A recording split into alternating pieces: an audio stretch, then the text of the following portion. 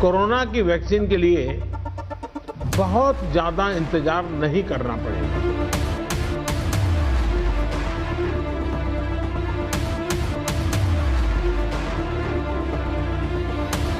माना जा रहा है कि अगले कुछ हफ्तों में कोरोना की वैक्सीन तैयार हो जाएगी।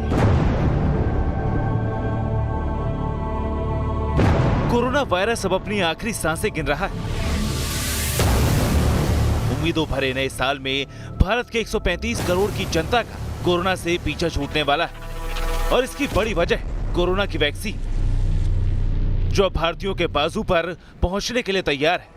ब्रिटेन, रूस, अमेरिका, कनाडा जैसे देशों के बाद अब हिंदुस्तान में भी जल्द ही कोरोना महामारी से लड़ने का हथियार लोगों तक पहुंचने वाला है। सीरम इंस्टीट्यूट ऑफ इंडिया जल्द ही अपनी वैक्सीन कोविशील्ड के अंतिम फेज के क्लिनिकल ट्रायल्स के डेटा को Central Drug Standard Control Organisation को सौंप देगा और अगर सब कुछ ठीक रहता है तो कोविशील्ड को नए साल के पहले हफ्ते में इमरजेंसी अप्रूवल मिल सकती है, यानी जनवरी से वैक्सीनेशन ड्राइव शुरू हो सकती है। कोरोना वैक्सीन अभी तक दुनिया के चंद लोगों की बाजू तक ही पहुंच पाई है, लेकिन इसके साइड इफेक्ट की चर्चा ब्रिटेन से लेकर अमेरिका और हिंदुस्तान तक हो रही है। आज न्यूज नेशन वैक्सीन के साइड इफेक्ट को लेकर किए जा रहे दावे की सच्चाई की पड़ताल करेगा। यह जानने की कोशिश करेगा कि आखिर कोरोना वैक्सीन के साइड इफेक्ट को लेकर जो दावे किए जा रहे हैं उनका सच क्या है। 8 दिसंबर दिन मंगलवार, ये वो तारीख थी जब ब्रिटेन में कोरोना महामारी के खात्मे को लेकर वैक्सीनेशन ड्राइव की शुरुआत हुई। 90 साल की मार्गरेट कीनन को फाइजर कंपनी के वैक्सीन को लगाकर वैक्सीनेशन प्रोग्राम की शुरुआत की गई, लेकिन वैक्सीनेशन ड्राइव के 24 घंटे भी नहीं हुए थे कि इसका साइड इफेक्ट सामने आने लगा। ब्रिटेन में फाइजर की कोरोना वायरस वैक्सीन लगने से 2 लोगों की तबीयत खराब हो गई। मामला कोरोना वायरस वैक्सीनेशन शुरू होने के 24 घंटे के अंदर आया। जिन 2 लोगों के ऊपर वैक्सीन का साइड इफेक्ट दिखा वो दोनों पेशे से हेल्थ वर्कर्स हैं, जिसके बाद नेशनल हेल्थ सर्विस को चेतावनी जारी करनी पड़ी।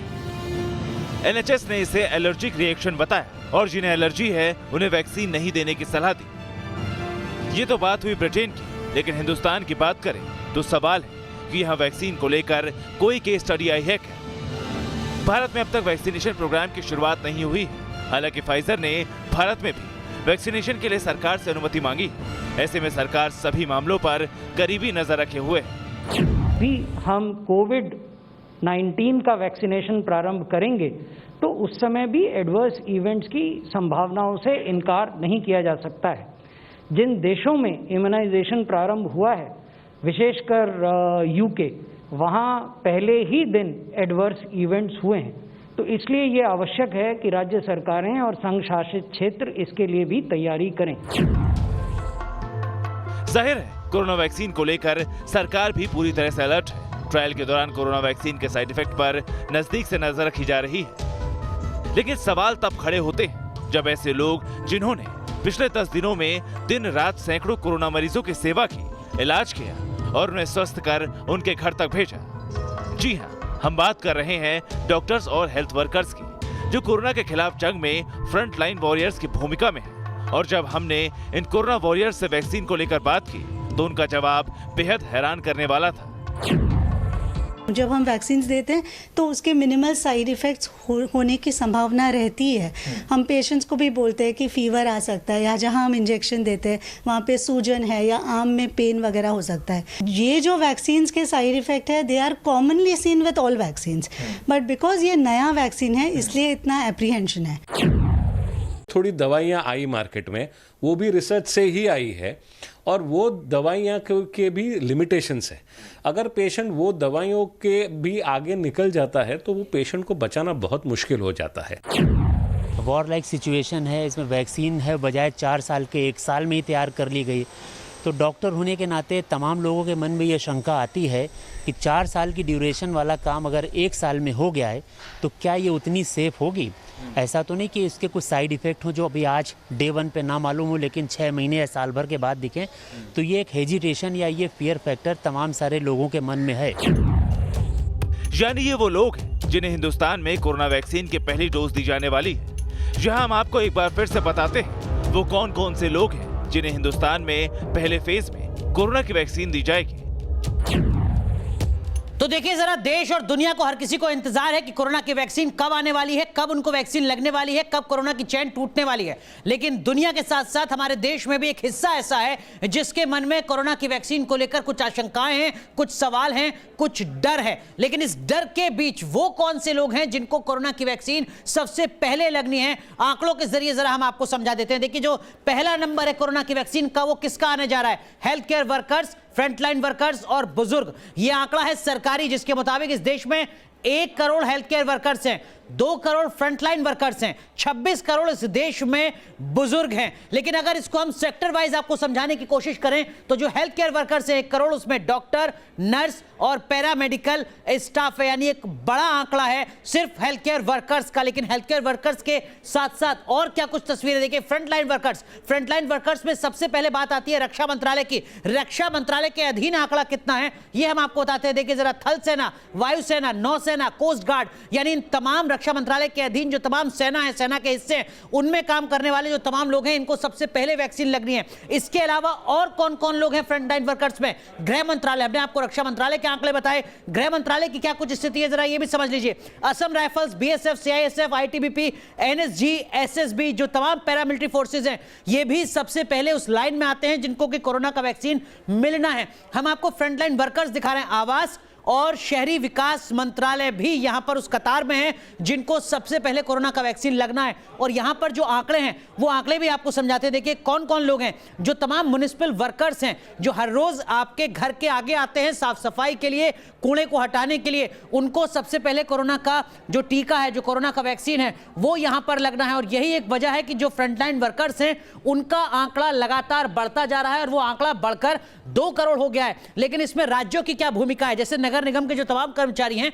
ये राज्य सरकारों के कर्मचारी हैं, लेकिन राज्य सरकार के आंकड़े क्या हैं? देखिए, राज्य सरकार के मोटे तौर पर आंकड़े हैं पुलिस और होमगार्ड, यानी आपकी सुरक्षा में लगे हुए वो तमाम पुलिसकर्मी जो हर वक्त मुस्तैद रहते हैं, उनको भी फ्रंटलाइन वर्कर्स में गिना जाता है। और यही वजह है कि जो 2 करोड़ का आंकड़ा है वो लगातार यहां पर नजर आ रहा है। और ये वो लोग हैं 26 करोड़ बुजुर्ग के साथ साथ जिनको कोरोना का पहला टीका लगना है इस देश में, हिंदुस्तान में।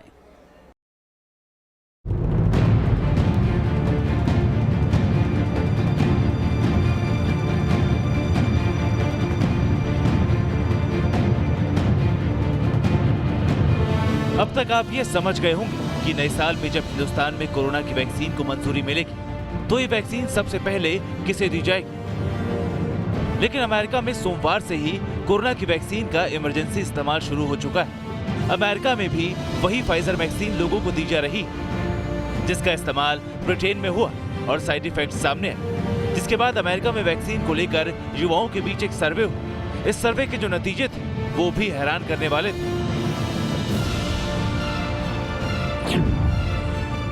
अमेरिका की वर्जीनिया कॉमनवेल्थ यूनिवर्सिटी की ओर से वहां के युवाओं पर एक सर्वे किया गया है जिसमें कोविड वैक्सीन के इस्तेमाल की मिली इजाजत को लेकर सवाल हुए।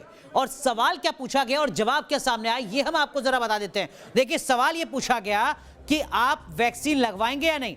46% लोगों ने कहा, बल्कि 47% लोगों ने कहा कि हाँ हम वैक्सीन लगवाएंगे। लेकिन उससे भी ज्यादा जो चौंकाने वाली बात है वो ये कि 53% लोगों ने कह दिया कि हमें वैक्सीन नहीं लगवानी है। एक और सवाल यहां पर पूछा गया, वो सवाल क्या था वो भी हम आपको बताते हैं। देखिए, सैंपल साइज जो था, इस सवाल का सैंपल साइज था 262 जिले, 25,000 लोगों की राय। जी हाँ, 262 जिलों में यह सवाल पूछा गया था, 25,000 लोगों से राय ली गई थी। 15,000 वैक्सीन लगवाने में जल्दबाजी नहीं दिखाते हुए नजर आ रहे थे। तो एक बड़ा हिस्सा ऐसा है जो अभी भी कोरोना की वैक्सीन को लेकर असमंजस में नजर आ रहा है। वो समझ नहीं पा रहा है कि क्या वाकई उसको वैक्सीन लगवानी है या नहीं लगवानी है। और एक बड़ा हिस्सा ऐसा है जो सीधे तौर पर मना कर रहा है कि हमको कोरोना की वैक्सीन नहीं लगवानी। अमेरिका से लेकर हिंदुस्तान तक के लोग कोरोना वैक्सीन के साइड इफेक्ट से डरे हुए हैं। हमने इसकी वजह जानने के लिए बात की मुंबई के साइन अस्पताल के माइक्रोबायोलॉजी डिपार्टमेंट के एचओडी डॉक्टर सुजाता बवेजा से। उनसे पूछा, आखिर जब हेल्थ वर्कर्स ही वैक्सीन लगवाने से पीछे हट जाएंगे तो देश में वैक्सीनेशन ड्राइव कैसे सफल होगा।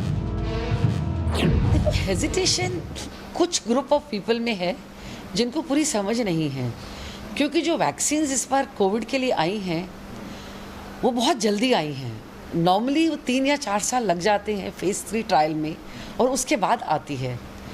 बट इस पेंडेमिक में सिचुएशन ऐसे थी, टेक्नोलॉजी ज़्यादा एडवांस हो चुकी है, पूरा हम देखें, पूरा डेटा को एनालाइज करें और थोड़ा सा और इसको समझने की कोशिश करें तो इतनी अनसेफ नहीं है। सो अगर जब पहले हेल्थ केयर वर्कर्स ही कन्विंस हो जाएंगे तो पब्लिक को बताना इतना मुश्किल नहीं होएगा। और ये तो ज़िंदगी का दस्तूर है कि हर चीज़ जब आती है आधे लोग तो उसको प्रोटेस्ट करते ही हैं।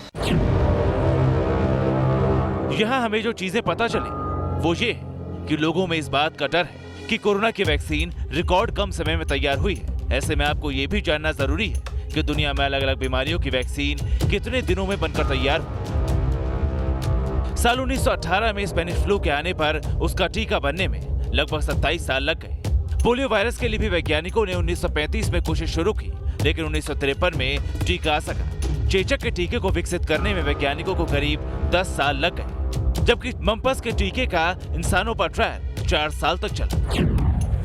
हम 21वीं सदी में हैं और ऐसे में 19वीं सदी और 20वीं सदी की वैक्सीन की तुलना कोरोना वैक्सीन से करना बिल्कुल भी सही नहीं होगा। जैसा कि आप जानते हैं कि मोबाइल में भी हम 5G टेक्नोलॉजी की बात कर रहे हैं, ऐसे ही मेडिकल साइंस ने तरक्की की है। उसी की बदौलत कोरोना की जो वैक्सीन है वो रिकॉर्ड वक्त में तैयार की गई है। खास बात यह है कि इसमें RMNA तकनीक का इस्तेमाल किया गया है। ऐसे में जो लोग कोरोना वैक्सीन पर सवाल उठा रहे हैं वो बिल्कुल भी सही नहीं है, क्योंकि कोरोना वैक्सीन पर सवाल उठाना उन वैज्ञानिकों पर सवाल खड़ा करना है जिन्होंने कोरोना वैक्सीन को तैयार किया है। कोरोना वैक्सीन को लेकर अब तक कोई बड़ा साइड इफेक्ट तो नहीं आया है, लेकिन वैक्सीन के जो छोटे साइड इफेक्ट हो सकते हैं वो आप समझ लीजिए। हड्डियों में दर्द और 102 डिग्री से ज्यादा बुखार, चक्कर, पेट में दर्द, उल्टी और थकान जैसी शिकायत। ट्रायल के दौरान माइग्रेन की शिकायतें भी सामने आई। वैक्सीन लगने के बाद हाथ का दर्द।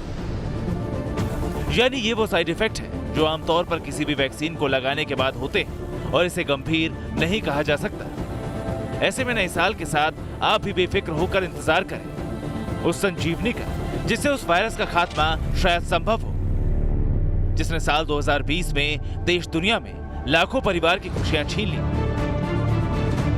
Team news nation.